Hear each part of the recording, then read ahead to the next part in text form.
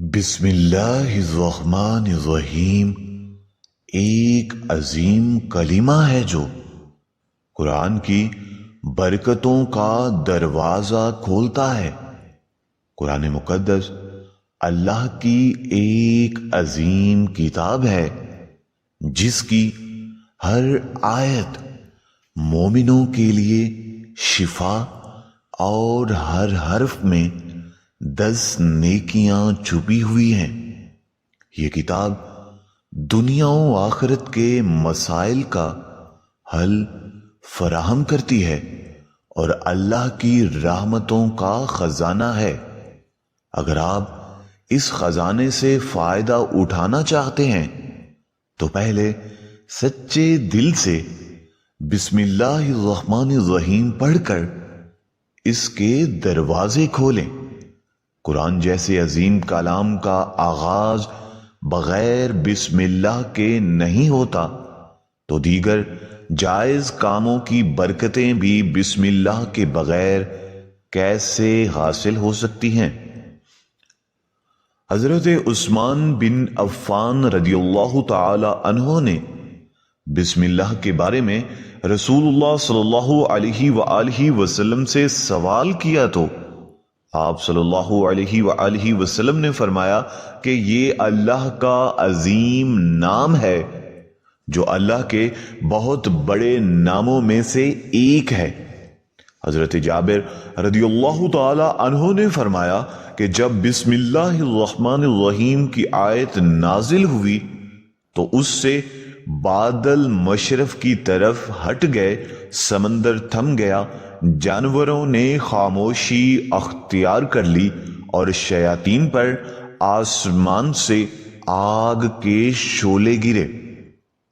حضرت ابن مسعود رضی اللہ تعالی عنہ نے فرمایا جو شخص جہنم کے 19 دروازوں سے بچنا چاہے وہ بسم اللہ الرحمن الرحیم پڑھے، کیونکہ اس کے 19 حروف ہیں اور یہ ہر فرشتے سے حفاظت کا سبب بن جاتا ہے۔ تاہم ایسی جگہیں ہیں جہاں بسم اللہ پڑھنا جائز نہیں ہے اور انسان گنہگار ہو سکتا ہے۔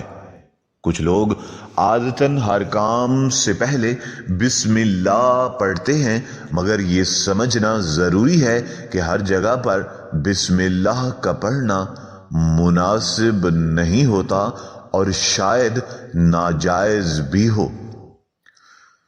بسم اللہ الرحمن الرحیم کا مطلب ہے اللہ کے نام سے شروع جو بڑا مہربان، نہایت رحم فرمانے والا ہے۔ یعنی ہم اپنے کاموں کو اللہ کے نام سے شروع کرتے ہیں تاکہ اللہ تعالی ہماری ان کوششوں میں برکت ڈالے۔ اگر ہم کسی نیک کام کی ابتدا بسم اللہ کے ساتھ کرتے ہیں تو نہ صرف ہم سنت پر عمل کرتے ہیں بلکہ ہمیں اس عمل میں اللہ کی برکت بھی ملتی ہے۔ سبحان اللہ، ماشاء اللہ۔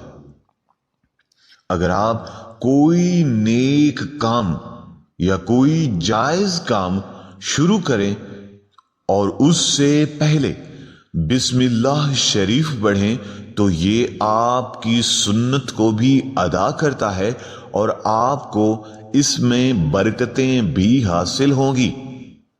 جب آپ اللہ کے نام سے کام شروع کرتے ہیں تو اللہ خود آپ کا مددگار اور حامی بن جاتا ہے، کیونکہ آپ نے اپنے کام کو اللہ کے حوالے کیا ہوتا ہے۔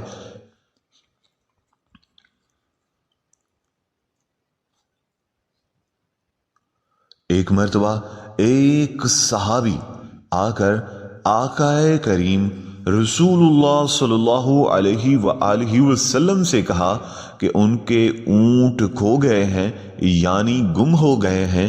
آپ صلی اللہ علیہ وآلہ وسلم نے فرمایا کہ اللہ پر بھروسہ رکھو، لیکن پہلے اپنے اونٹ کو باندھ کر اللہ پر بھروسہ کیا کرو۔ اس سے یہ سبق ملتا ہے کہ اللہ پر توکل کے ساتھ ساتھ انسان کو اپنی کوششیں اور اسباب اختیار کرنا بھی ضروری۔ اللہ پر بھروسہ کرنا یہ ہے کہ ہم اپنی ذمہ داریوں کو درست طریقے سے نبھائیں اور اسباب کا انکار نہ کریں۔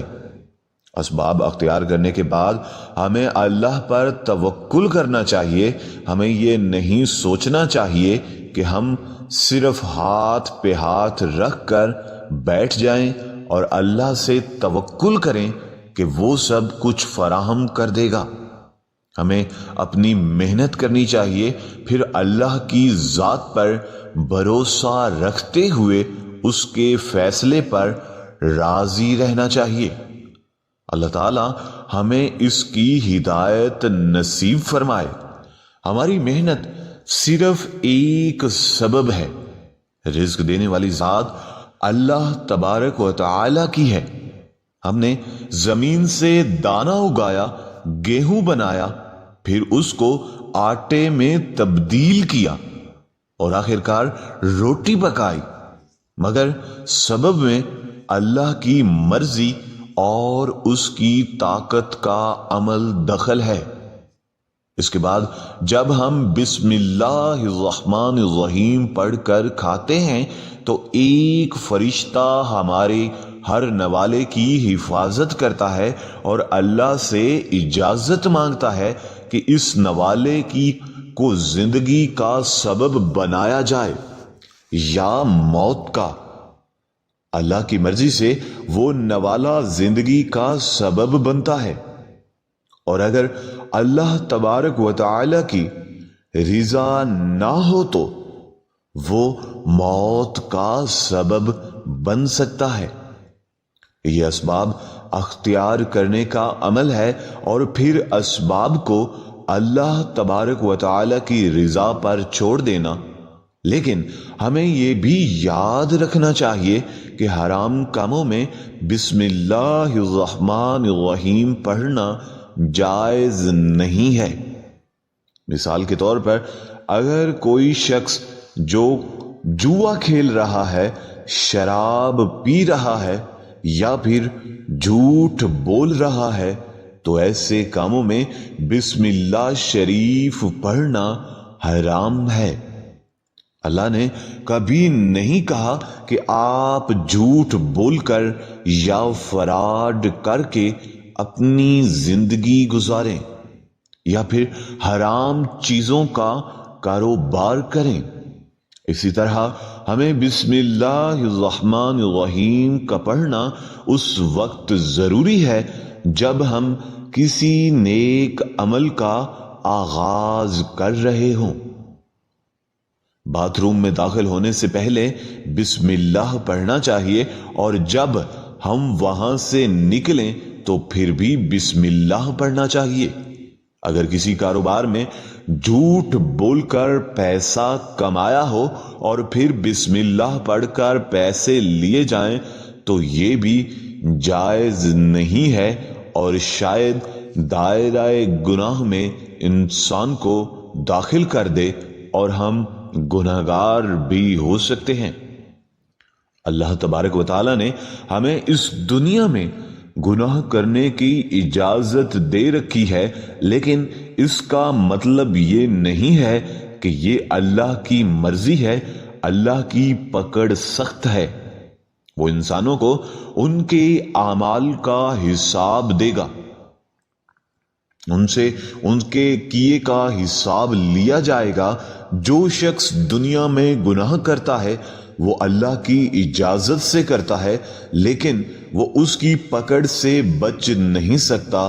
اللہ تبارک و تعالی نے ہمیں اپنی سنتوں پر عمل کرنے کا حکم دیا ہے، اور اگر ہم اس پر عمل کریں گے تو اللہ تبارک و تعالی ہمیں دنیا اور آخرت میں کامیاب کرے گا۔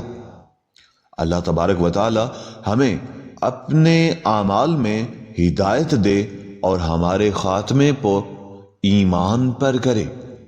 امید ہے آپ کو یہ ویڈیو پسند آئی ہوگی۔ اپنی رائے کا اظہار